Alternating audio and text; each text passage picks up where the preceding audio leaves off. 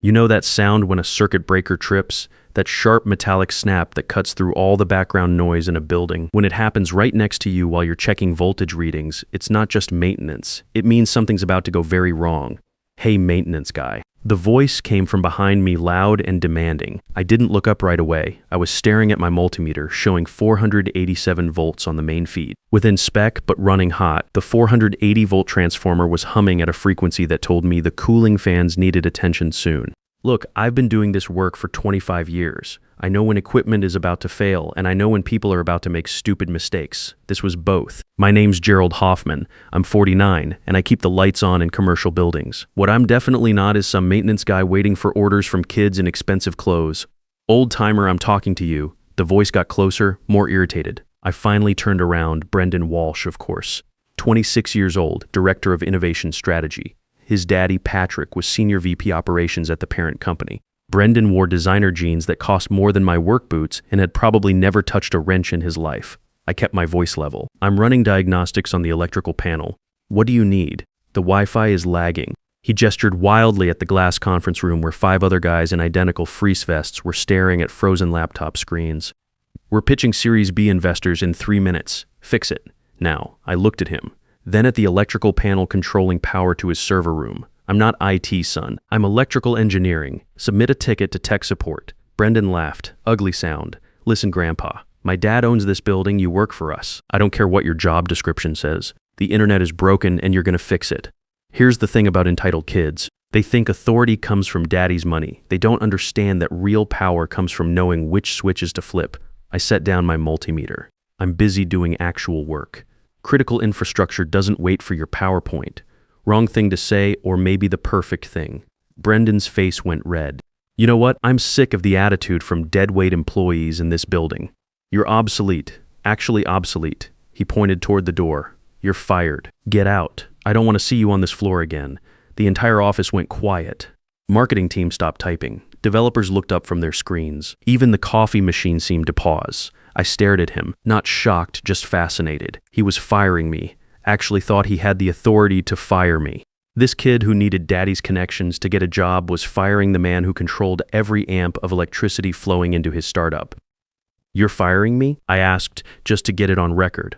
I'm firing you, Grandpa. Pack your tools and get out. Now I stood up slowly. I'm 6'2" and built like someone who spent decades working with heavy equipment. Brendan suddenly looked very small. I didn't argue, didn't explain that I wasn't an employee of Neotech Dynamics, but the independent contractor who held the master electrical service agreement for the entire Skyline Tower. I simply closed my toolbox. Understood, I said. Good luck with your pitch, Brendan. I walked to the elevator with 60 pairs of eyes on my back. Didn't rush. As the doors closed, I saw Brendan high-fiving one of his buddies, thinking he'd just shown everyone who was boss. He hadn't shown dominance. He'd just cut the main power line to his own business, just didn't know it yet. The elevator ride down was smooth. I stepped out and nodded to Clarence, the security supervisor monitoring the camera feeds. Afternoon, Mr. Hoffman. Clarence grunted. Everything good on 37? Not for long, Clarence. Not for long. 10 minutes later, I was sitting in my real office, not on the 37th floor with glass walls and city views.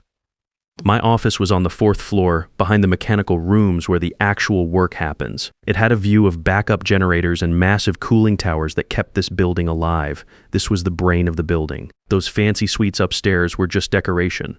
I sat at my workstation and pulled up the building management software. My access level was root administrator. I opened the Neotech Dynamics service file, 3 inches thick in the physical binder, but the digital version was what mattered now. Brendan had been very clear. He didn't want me there, didn't want my services. As a professional, I was obligated to respect his wishes.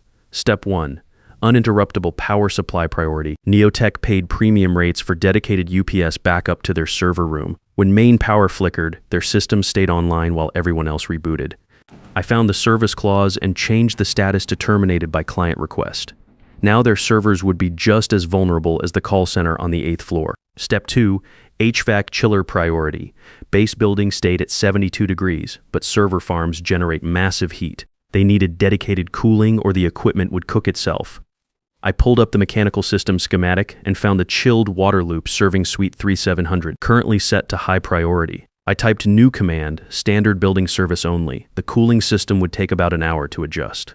By tomorrow morning, their server room would be running at 85 degrees. Step 3, elevator priority access. Neotech had VIP lift service. When their keycards swiped in the lobby, one of the 6 elevators immediately came to them. Shaved 4 minutes off their commute. I revoked the authorization code. Now they'd wait in line like everyone else. Wasn't breaking any laws, just removing the premium services they'd explicitly rejected by firing their provider.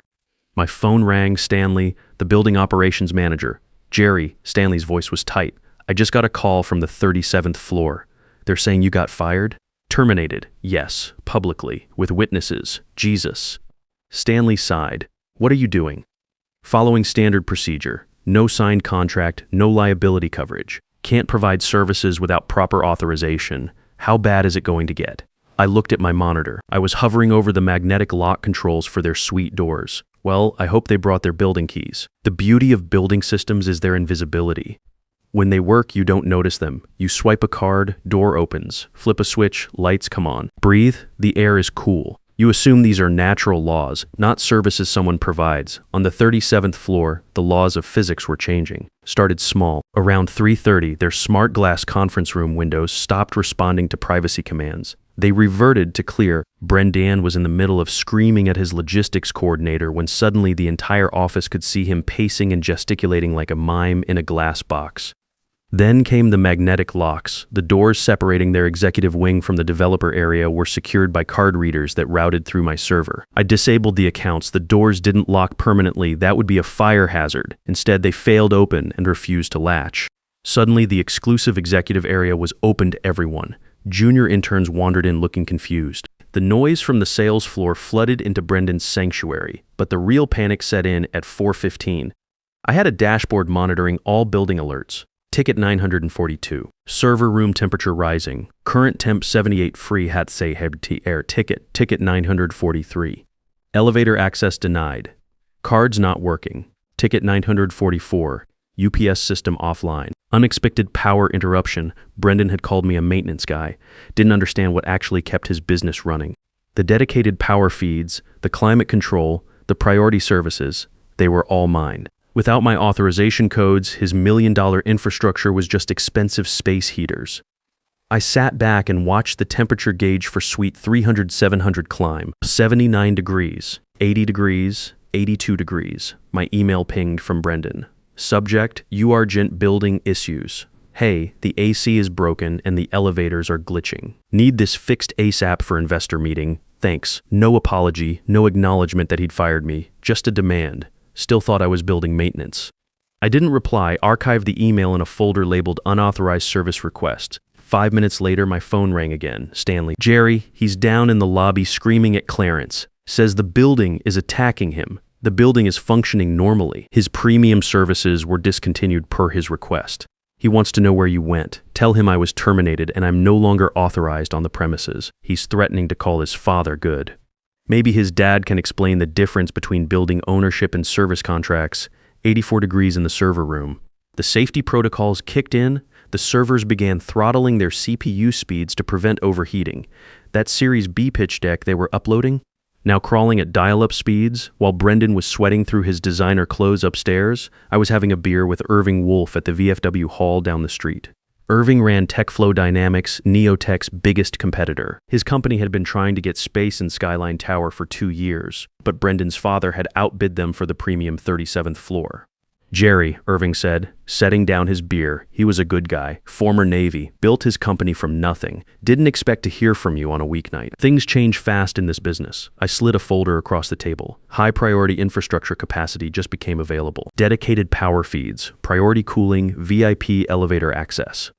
Irving raised an eyebrow. I thought Neotech had that locked up for 5 years. Contract was terminated this afternoon. Client representative dismissed the service provider. Irving stared at me, smart enough not to ask for gossip. He saw opportunity. How much capacity? Enough to run your new AI division. Since the physical infrastructure is already in place, I can reroute everything to your 12th floor suite in about 10 minutes. What's the cost? Standard commercial rate, plus expedited installation fee. 3-year minimum, Irving smiled. The smile of a businessman who just found a diamond in the coal pile. Jerry, if you can get me that bandwidth by tomorrow morning, I'll sign tonight. We spent an hour going over technical specs. Irving didn't snap his fingers. Didn't call me names. asked intelligent questions about load capacity and redundancy protocols, treated me like what I was the guy who controlled the invisible infrastructure that made modern business possible. As we shook hands on the deal, my phone buzzed. Building alert, tenant 3700 attempting unauthorized access to electrical panel. Brendan was getting desperate. Probably trying to reset breakers, thinking it was a blown fuse. Everything okay? Irving asked, seeing me check my phone, just a minor glitch in the old system. By the way, you have any equipment waiting to move in? Actually, we've got server racks sitting in a warehouse, been waiting months for installation clearance. Bring them tomorrow. I'll have the freight elevator reserved. Next morning, Friday, the corporate machinery finally woke up. I was in my office at 7 a.m. when the phone started ringing. First call was from Patrick Walsh, Brendan's father. His voice was strained, but trying to stay professional. Mr. Hoffman, I understand there's been a misunderstanding with my son. No misunderstanding, Mr. Walsh. Your son terminated our service agreement. Very publicly. Look, Brendan is young. He was stressed about the investor meeting. We apologize, apology noted. However, the infrastructure capacity has been reallocated. Silence. Reallocated, TechFlow Dynamics signed a 3-year agreement last night. They're moving equipment in this morning. You sold our capacity to our competitor. I sold available capacity to a qualified client. You didn't have a contract. We need that bandwidth back. We'll pay double. I'm afraid it's not available. The new agreement includes exclusivity clauses. Patrick's voice dropped an octave. Mr. Hoffman, we're bleeding money every hour. What do we need to do? Standard building services are still available. Phone lines, basic electrical, standard HVAC ACE. We can't run our platform on standard services. Then I suggest you relocate.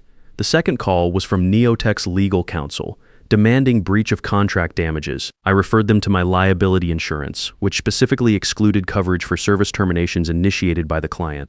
The third call was Irving Wolf, confirming his server installation was on schedule. Right on time, I said, watching the building cameras as TechFlow's equipment truck pulled up to the loading dock. Freight elevator is reserved, power feeds are ready, cooling is already adjusted for your load requirements. By noon Friday, it was over. Neotech's servers had overheated and shut down automatically. Their key cards stopped working when the 72-hour security rotation failed to authenticate. Half their staff was locked out of the building, but here's where it got interesting. See, most people don't understand how building automation really works. They think it's all connected, like some master control room where you flip switches. Reality is messier. The security system runs on a separate network from HVAC. The elevators have their own controllers. The fire safety systems are completely independent. They have to be by law. But they all route through junction boxes and server rooms that I designed and installed. So when the UPS units started failing, it wasn't just about air conditioning. The badge readers couldn't authenticate.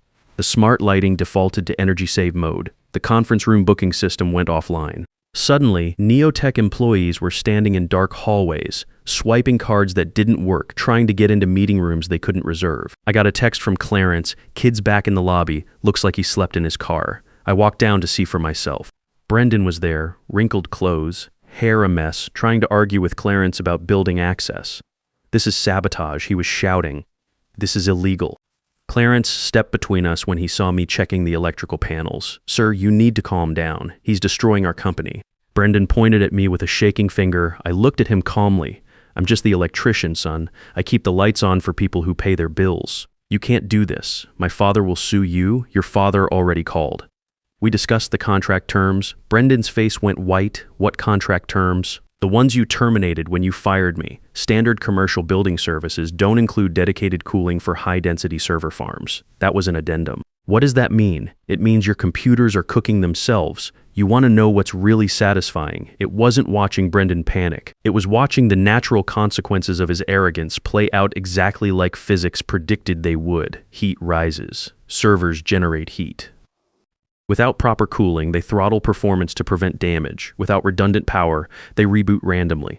Without priority network access, they compete with every other tenant for bandwidth. Neotech's million-dollar infrastructure was reverting to the performance level of a coffee shop Wi-Fi. Over the weekend, things got worse. The building runs skeleton crews on Saturday and Sunday. If something goes wrong, there's minimal support. I wasn't there, of course. I was at home working in my garden, reading about new electrical codes, but the automated systems kept sending me alerts. Saturday afternoon. Multiple UPS failures, building section 37. Saturday evening, HVAC system offline for maintenance request. Sunday morning, Security badge authentication server unreachable. Monday morning was the finale. The 72-hour card rotation cycle completed overnight. Every Neotech employee's access card expired simultaneously because the server that renewed them was offline. 30 employees stood at the lobby turnstiles, swiping dead cards, getting red lights and error beeps. "What's going on?" one of the developers yelled at Clarence. "My badge isn't working. System says expired," Clarence grunted, tapping his screen. "Can't let you up without a valid badge." That's when I walked through the lobby. I was wearing a clean button-down shirt, carrying fresh coffee, and feeling pretty good about life. I tapped my master access card at the turnstile. Beep, green light. "Walked right through you." Brendan lunged over the velvet rope barrier. Clarence's massive arm stopped him. "Back up, sir," Clarence warned. "She's doing this." Brendan screamed. "She locked us out." I stopped and turned. The lobby was crowded.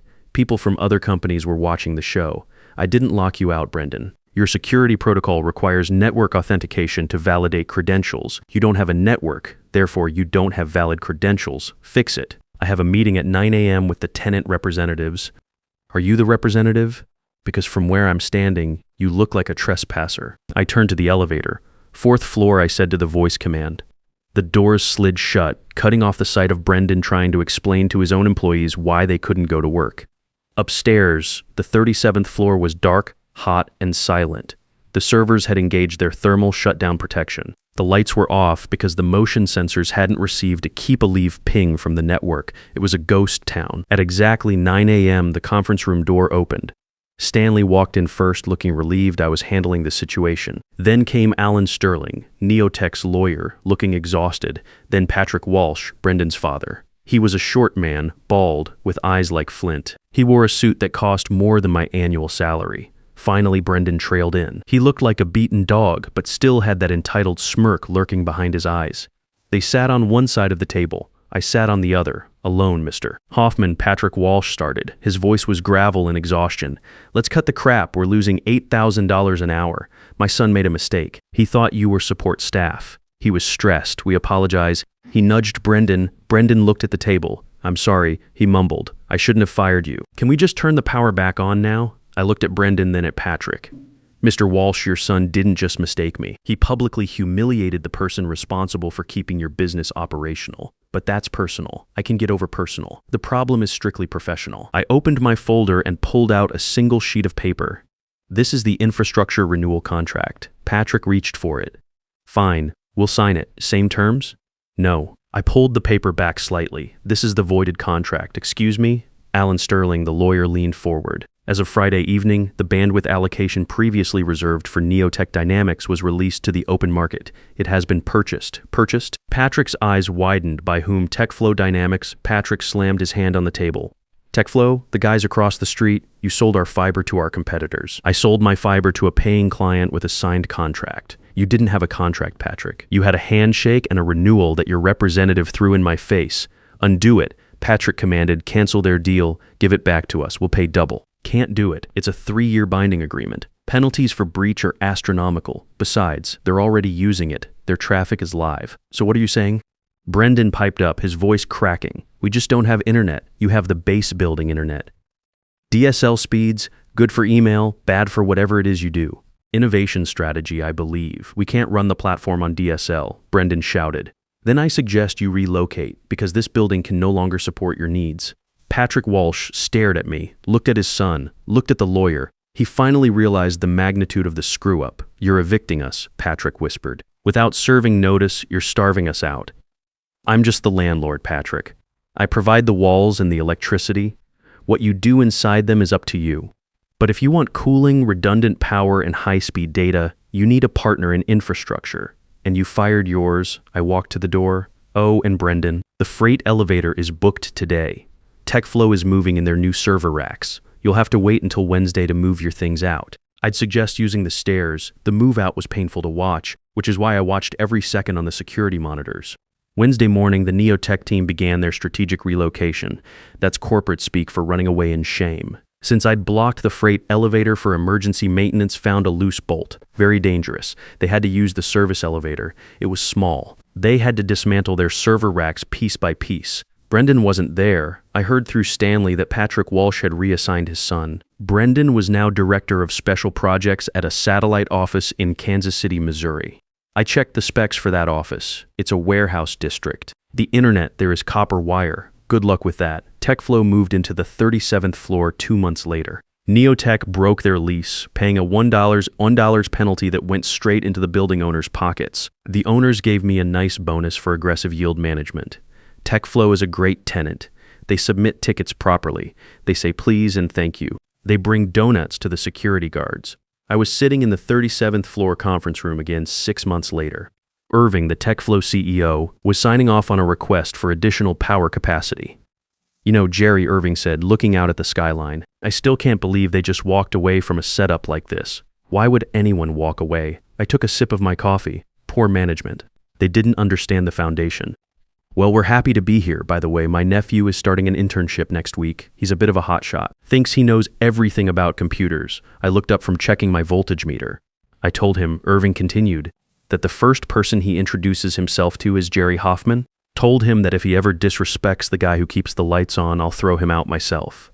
I smiled and went back to my readings. He'll be fine, Irving. As long as he knows who controls the breakers. Everything was running exactly where it was supposed to be. The building hummed around me, alive and stable. My meters showed green across the board. 6 months after that, I got promoted to Regional Infrastructure Director with a $75,000 bonus. Patrick Walsh sent me a formal letter of apology and a consultation retainer for their new location.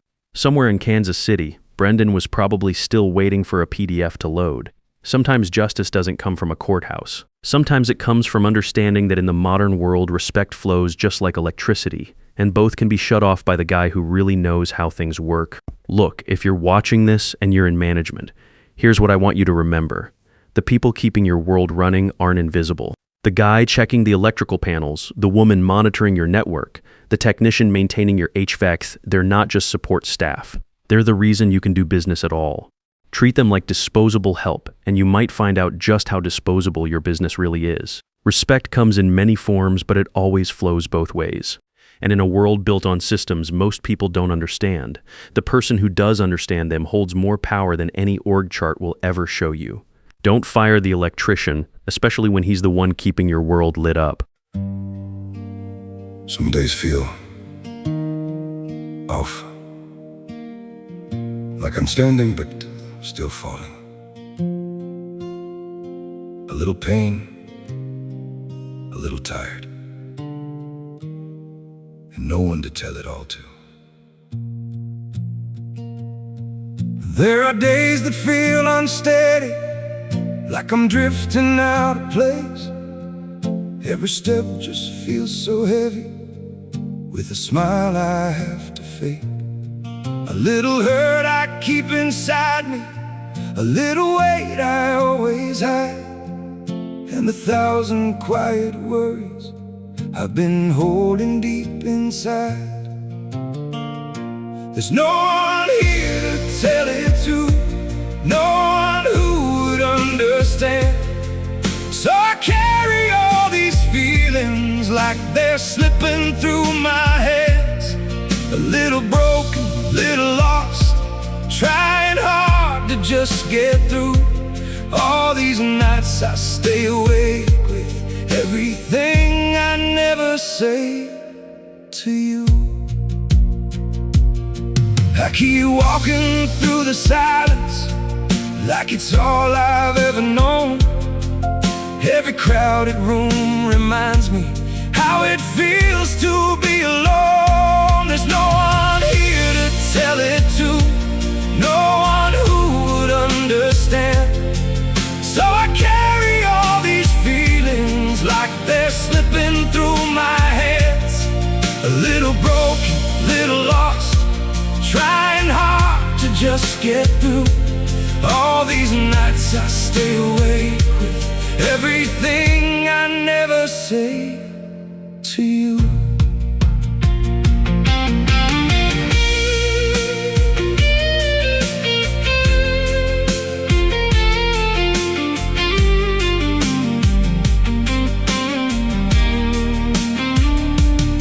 Maybe one day I'll be stronger, Maybe I'll learn how to speak, but for now I keep it buried in the parts of me too weak. There's no one here to tell it to, no one who would understand. So I carry all these feelings like they're slipping through my hands. A little broken, little lost, trying hard to just get through. All these nights I stay awake with everything I never say to you.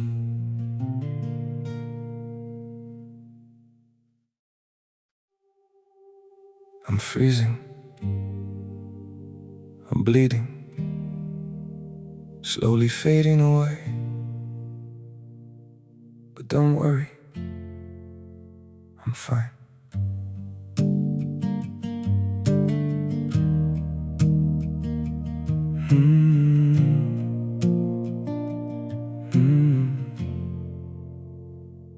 The cold has settled in my heartbeat, like winter living in my veins. Every breath feels numb and fragile, every smile just hides the pain. I'm breaking quietly in silence, falling slow without a sound. Yet I keep saying I'm okay, while my world burns to the ground. I'm frozen here, I'm bleeding slowly, dying piece by piece inside. But I still whisper, it's alright, just to keep you from goodbye. I'm shattered, love, but don't you worry, I'll pretend till my last breath. Even while my soul is fading, I'll say everything's okay. Maybe pain just learned to live here, maybe sorrow feels like home. So I wear my wounds like armor and survive them all alone. I'm frozen here, I'm bleeding slowly, dying piece by piece inside. But I still whisper, it's alright, just to keep you from goodbye. I'm shattered, love, but don't you worry, I'll pretend till my last breath. Even while my soul is fading, I'll say everything's okay. If you ever see me smiling, no, it's just my last defense. 'Cause sometimes love means hiding how much you're suffering.